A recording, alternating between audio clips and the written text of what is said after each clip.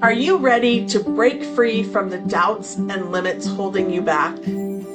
Welcome to Embrace Your Value, where therapy meets coaching to help you unlock your true worth and take control of your life.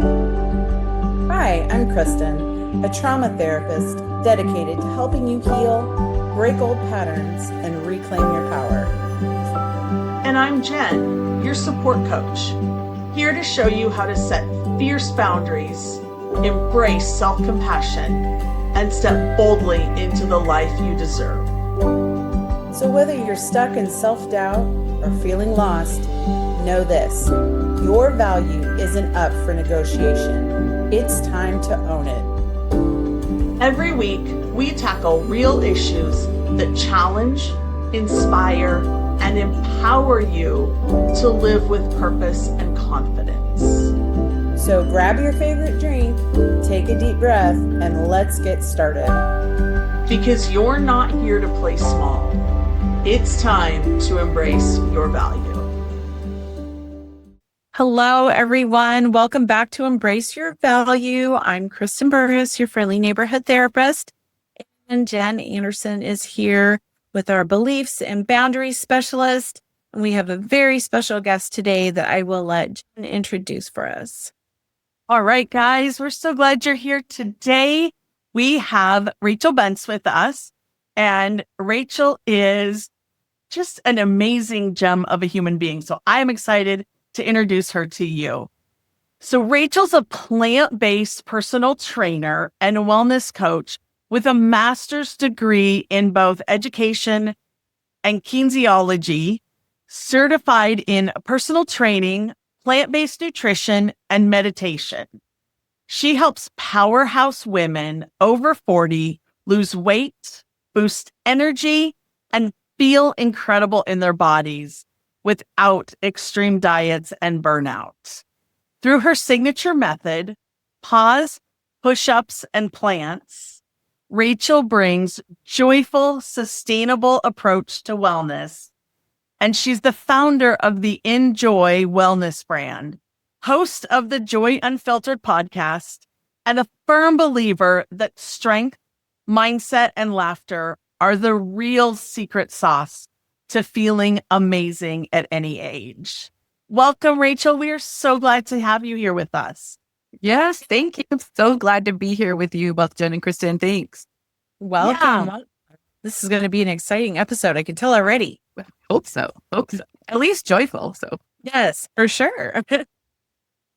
So Rachel, just tell us a little bit about you, what you do, who you serve. Just tell us what goes on for you. yeah, well, I thanks Jen for the great introduction. And honestly, as we were talking kind of behind the scenes, and Kristen wasn't here quite yet, but yes, I am a plant-based personal trainer. I do work with women. I do believe that we can, as we gracefully move into our celebration phase of life, right? That we can do that without burpees, right? I talk about that we can lose weight and we don't have to do the burpees. That's perfect. But the other thing, as I have been in the last 10 years or so working with women, helping them lose weight, helping them feel really good in their bodies, I've also found that really this whole life thing is about joy. And my passion, and I believe my calling is, yes, about helping women feel good in their bodies, but maybe that's only one piece of it. So I've been transitioning in the past 6 months to, yes, helping people do that, but using enjoy as my 5 pillars of what I now call the Joy Project. So expanding it beyond wellness, although the E still is elevate your wellness. So we still talk all about that, or I talk about all of that with people, but then expanding it to the N is nurture connection. The J is join in giving. So let's give back to our communities. The O, open to something greater. So whether that be God or the universe or just something greater than who we are. And the Y is say yes, yes to joy. So starting with the wellness piece, that is the foundation, but kind of expanding into a couple of other categories as well in my coaching. Oh, I love that. That's so beautiful. And you know me, I'm all about positivity too, and the joy. And I think that's so great. So what got you started in all of this? The story that I tell, and it is a true story, that about 15 years ago, I was doing leadership consulting. So working with people, helping leaders really have better communication and develop their teams. I just remember happened to be a gentleman, but working with a guy, trying to do some things. And the only thing that I could think of was, you just need to go for a run. You just need to take better care of your own body so that you can feel good. Not about aesthetics, but so that you can feel good, so that you can then be a better servant leader. So took all of that leadership stuff, went back to school, got my degree. Not that you need a master's degree to be a personal trainer, but come from that background, did that, and then really focused differently. So I feel like I was still showing up for leaders, but rather than helping them with the strategy of their business, I was helping them with the strategy of their life a little bit more, helping them feel good in their bodies so that they had the energy to do whatever it is that their passion was. So that happened about 10 to 15 years ago, and just kind of haven't looked back. My slogan I tell some of the women that I work with is, I'm helping you feel good in your body so that you can go run the world. I don't want to run the world. That's so spiritual, but I need you to feel really good so that you can go do it. Yes, that's great. I totally agree. I love that story. And I would say, as women specifically, we tend not to pay attention to our health and wellness if it's not aesthetically based. And so there's so much good correlation between mental health and physical health that, and I just think it's finally starting to come out. It's always been true, obviously, but it's finally starting to come out into the light, and people are paying a lot more attention to it. Yeah, I think so too. And I think Kristen, what you and Jen do is we all come to the person just from a different vantage point, right? If I start with the body, that doesn't mean that it's not going to intersect with some of the work that you do around trauma, or Jen, what you do as well. But we're just starting at different places to support what that person, that woman needs. And I think you said something else as well about that we don't often, I joke with my people, like, we don't have to put ourselves first in the list, but oftentimes I'm feeling like we don't even put ourselves on the list, right? So it's not moving up on the list or putting yourselves first, but we need to take it's physical, mental, spiritual, we need to take all of that health and put that at least somewhere on the list of things that need to be tended to during the day or during the week. 100%. Yeah, absolutely agree. I use the oxygen mask analogy all the time. If you can't take care of yourself, you can't take care of everybody else. I have a lot of female clients, mothers generally, especially, taking care of everybody else, and nobody's taking care of them, and then wondering why everything's falling apart. Yeah, seriously. And if you don't have, and that's for me and from my background, then if you don't have the energy, the physical energy to do some of those things, and it is an oxymoron a little bit, because you come home from work and you don't feel like moving, but if you move your body, you'll actually have more energy. So just working with women just to get over that hump, that first couple of weeks of, okay, yes, this is going to take a little bit more energy, but I promise the payoff is going to be amazing. And then I don't generally start with that mental health correlation, but they come to me in a couple of weeks or a couple of months, and they're talking as they are a different person. So clearly all of those things are impacting each other. And I'm sure you probably see it from the other way as well, that when their mental health or they're feeling better, then they have the inclination to, I can go for a walk, or maybe that salad sounds better than the bag of chips, or whatever those decisions might be. We just start different spaces. No, I would agree. And I think sometimes when people are hesitant to start in the mental health space, because to me, I just don't have a cool acronym like everybody else does. I should probably make one up. But it's like I say, we have to start at one spot, right? So we either move and then our body will feel better, or we eat better and then we'll want to move, or we'll start working on our mental health. And then but we just have to start somewhere. And because I talk about, I'm not qualified as a nutritionist or a trainer or anything by any means, but I do know there are basic things that we all need as humans. And we live in a very sedentary space, especially in America. I think this is my personal We don't take walks as a practice. We don't take siestas. We don't do those things. And so we don't make a lot of space for that. So we just have to start somewhere so that we can, like, as Jen says, stack. We like to stack stuff. So let's start with something and then we'll go to the next thing, because it's successes, it's wins, finding the win, do the next thing. And then we get momentum. And I think because all of the information is out there, which sometimes can be empowering and oftentimes though can be disempowering, because we as women, especially when we work with professional executives or a lot of my clients, and they come and say, I can figure everything else out. I'm leading I'm leading $1 billion company. Why can I not figure out how to stop eating Doritos? Or why can't I figure this out? Because I can do everything else, right? And it's really then about, okay, yes, all of the information is out there. You're right. It's not rocket science, but what it is habit stacking. And you just have to start. And even though we know the full picture, you can't do the full picture all at once, right? If you have these multi-year projects that you're working on at work, that's great. But that is also your body. That's also our mental health is a multi-year project. So start with what's the little hanging fruit for you. And it might be different for all women, right? Sometimes it might be, we just need to go to bed a little bit earlier, or it's drinking a little more water, or it's, yes, maybe we need to add something green, not the whole plate, but let's add a small salad to our to our lunch, whatever that might be. But I think we have to also give ourselves grace as women that, yes, you are powerful. Yes, you are intelligent. And just because you haven't mastered your own body or your own mind doesn't mean you're a failure. Just means we have to start small. Yeah, 100%.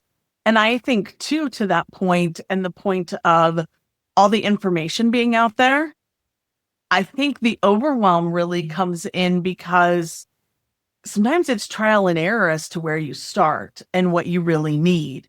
So yeah, the habit stacking is great. And yes, we all talk about that. And, I always talk about the smallest step, and I know Kristen does too, but the smallest step you can take is the step that you start with. And so I always let my clients decide. I'm like, what is that smallest step?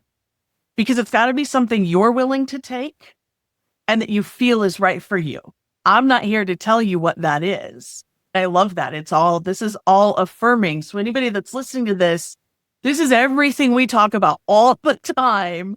And it's just bringing it back in again so that you guys hear it and really can start implementing it. Because this isn't about us telling you what to do. It's about you knowing what you need to do and us just supporting you on this journey. So, right. Yeah. And you just said, it's not as though this is brand new information, right? Our grandmothers were doing the same thing. It's not brand new information, but it is because there is information overload. It's distilling it down to what is individually important.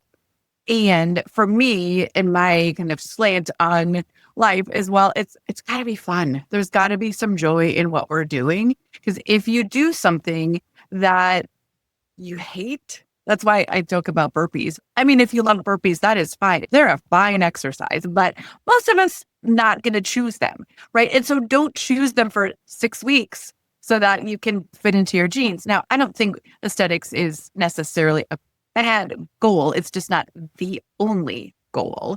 But let's choose something that brings us joy. Let's choose something that is joy, because if we choose something joyful, we're going to stick with it. You're not going to stick with something that you hate, because why would you do that? Why would you put yourself through something that you hate? Now, it's not as though you find necessarily joy in brushing your teeth, I suppose, but it's not so painful that you're not going to do it. But how do we find those little joys? But when we're starting new habits, how do we find joy in that?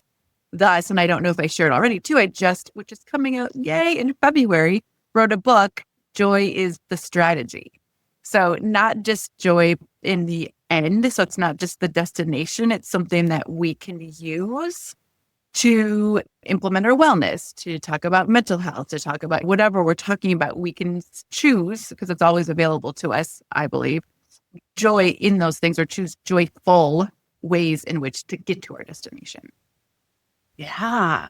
Congratulations on the book. Yeah. I love that. And as a fellow author, I think that's fantastic. I'm all about books, right? Yes, I love it. I love it. I totally lost my train of thought I had. Oh, I was just going to ask you to tell us a little bit about your community. Yeah. So I am currently have two communities on school. So if that's the community that you were talking about, actually I have three communities. One is a total offside, but I started Enjoy a community around, as you said, pauses, push-ups, and plants. That's my signature move. Pauses, implementing or having that silent space or that meditation, journaling, however you want to use that couple big deep breaths, but that I think is so important as we are thinking about whole body health. So pauses, push-ups. Now I love them myself. You don't have to actually do push-ups, but some kind of movement. So we pause, we do some kind of movement, and then plants. I happen to be a plant-based eater. I eat plant-based. A lot of my clients aren't, but just making sure that we're making good choices around nutrition. So I have a community around there. I'm actually going to shut down at the end of the year because I'm folding that into the Joy Project.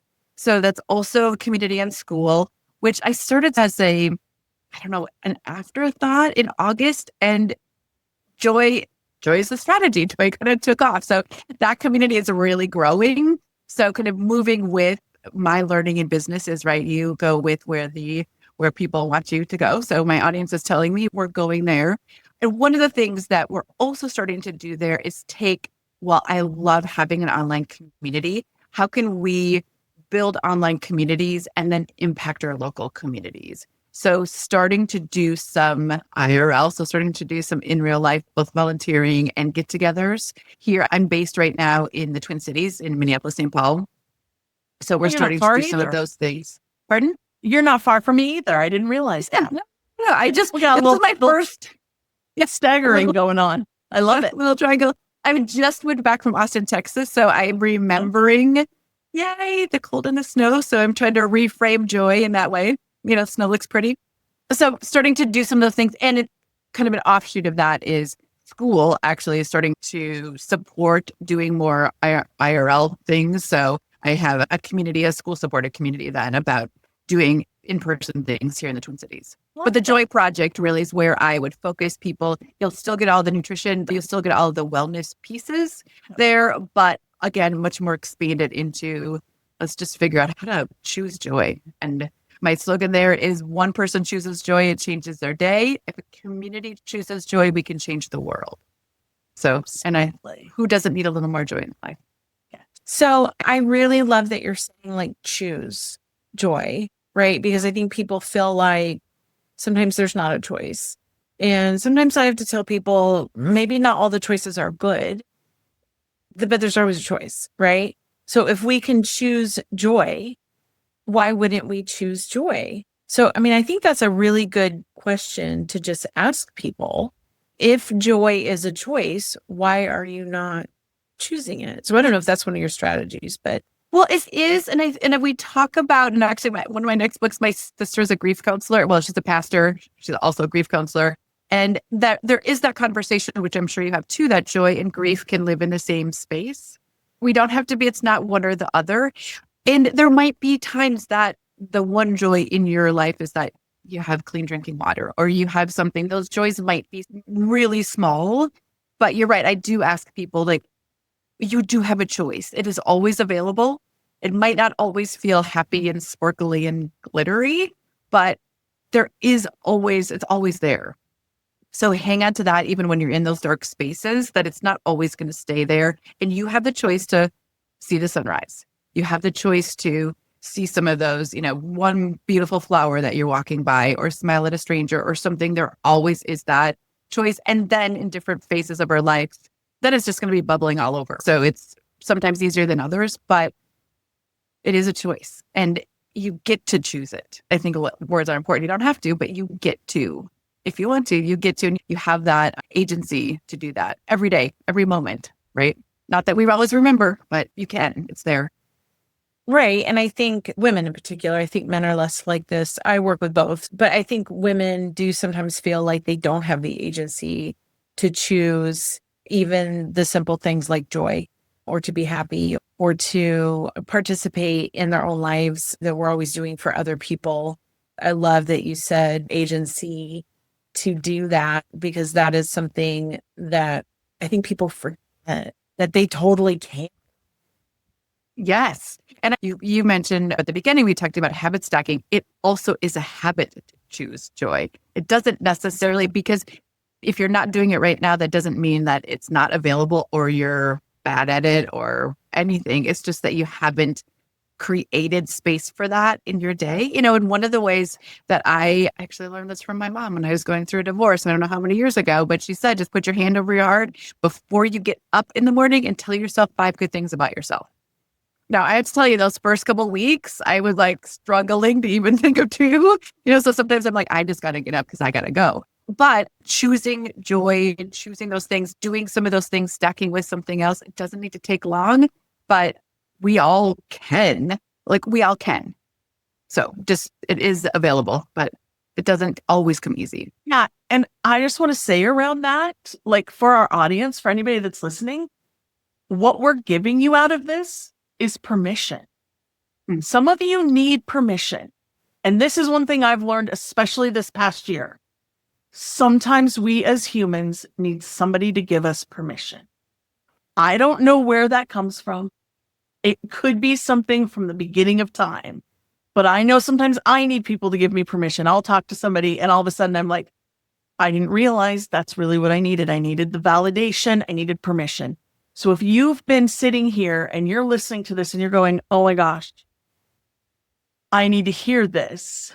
This is your sign. This is permission for you to choose joy, because by choosing joy in your life, you're choosing yourself. When you stay in the sadness, in the gloom, in the, oh my gosh, whether it's victimhood, whatever it is, when you stay in all that, you're letting other people win. They win. Don't do that. Choose you. Choose this person and say, I get to win. I get to be happy. And it's not all about happiness. Sometimes it's just about having peace in your life. Sometimes it's about taking a minute to breathe and pause. I love that. All of it. So I don't know, this just really hit me. And I was like, I got to tell everybody, because if you're listening, this is your sign. Do it. Choose some joy today. I love that. And I think that it's the permission. And then sometimes, because I have a client who says, I'm so glad that she's a personal training client. She says, I'm just so glad that for an hour during the day, I don't have to make any decisions. Somebody's going to make a decision for me. So here's the other thing. You have permission. And if you just want some tips, that on the Joy Project, I have a bunch of super easy tips. Just pick one a day. And then you don't have to make the decision about it. I'll make the decision for you. You just go to day 2 and just do the thing. It takes less than 5 seconds. But I do think both of those, because we don't want to make another decision because we're decision fatigue. And you're right, giving people the permission that you can. It's okay, you can.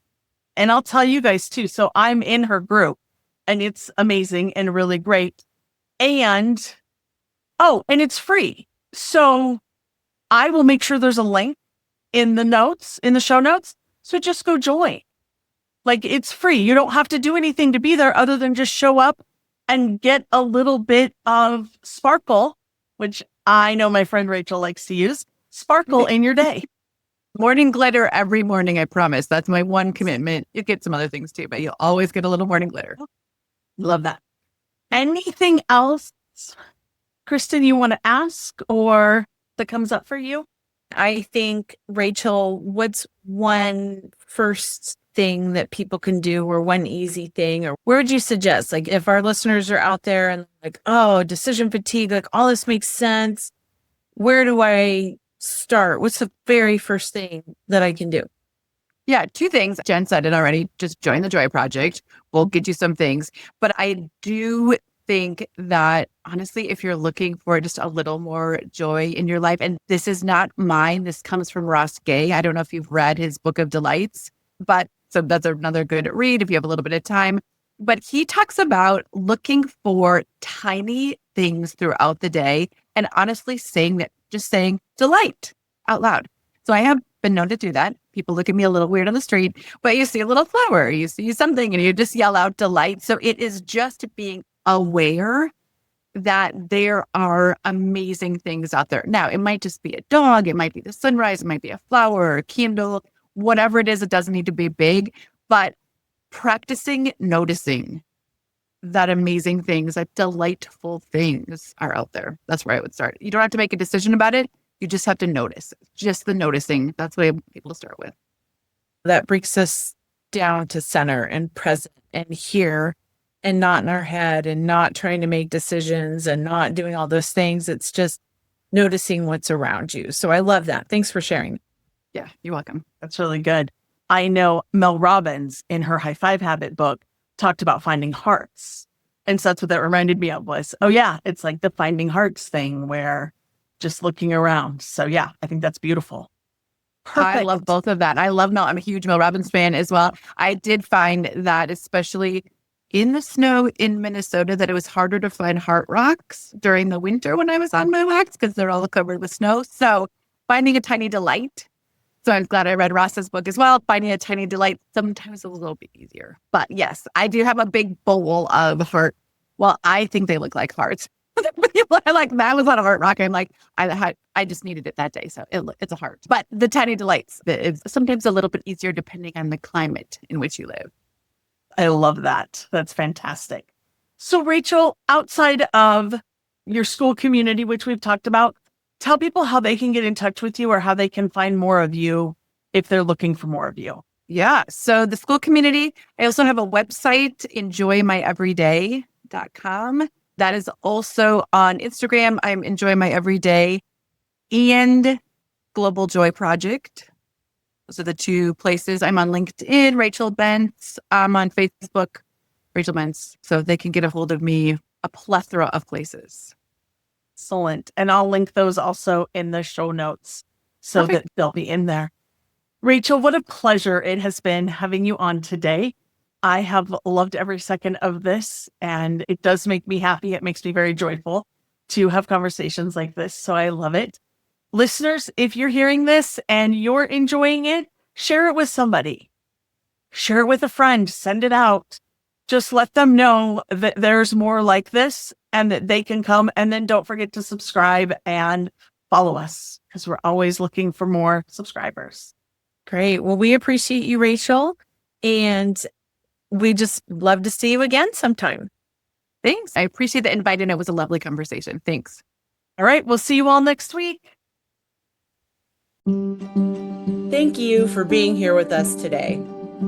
If today's episode hit home, don't just keep it to yourself.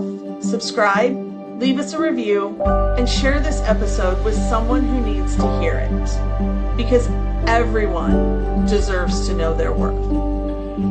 Next week, we're diving even deeper with more insights and tools to help you break free from limitations and live authentically. Until then, keep raising your standards, owning your worth, and embracing your value.